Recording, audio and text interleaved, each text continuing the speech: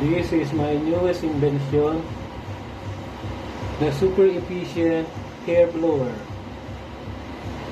It is super efficient because it consumes only 115 watts compared to a common hair dryer, which has a power consumption of 1500 watts.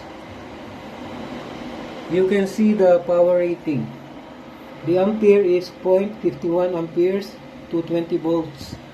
If you will multiply that, the power consumption of this device is only 115 watts.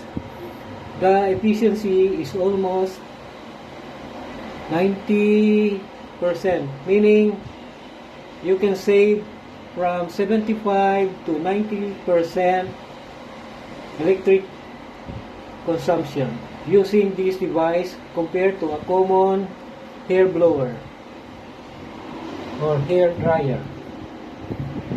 We will measure the air temperature going out.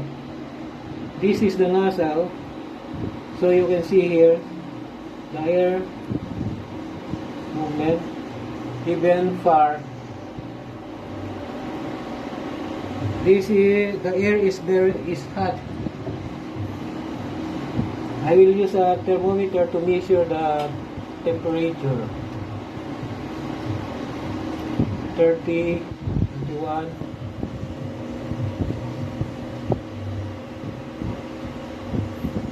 The standard hair dryer temperature, the heated air going out, should be 50 to 60 degrees Celsius.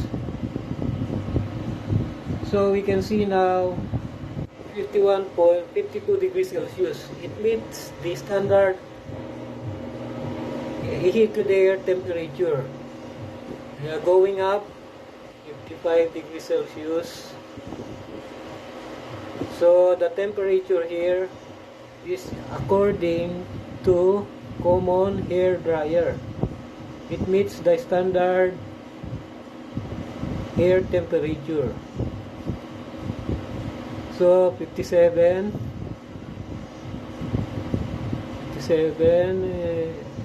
you can see 57.1 degrees Celsius.